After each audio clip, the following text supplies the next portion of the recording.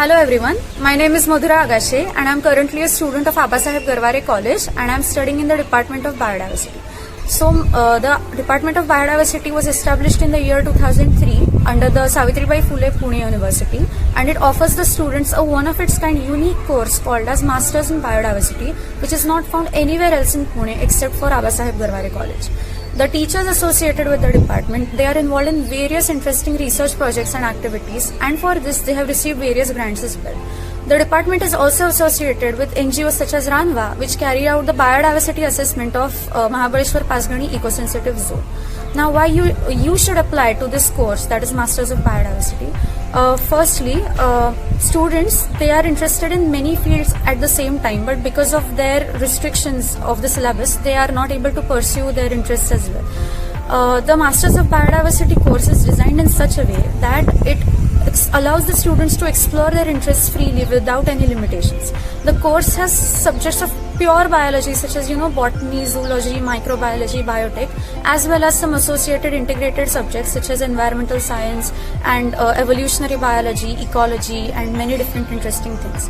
We also learn things like research methodology and statistics, which are really important if you want to go into the field of research in the future. They also teach us like various associated subjects such as environmental journalism, environmental laws and policies.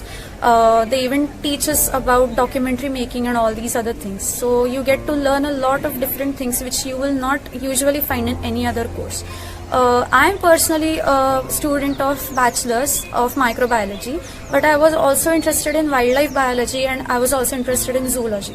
So this course gave me the perfect opportunity to explore all the three interests simultaneously without any limitations. So students can basically mix and match their interests.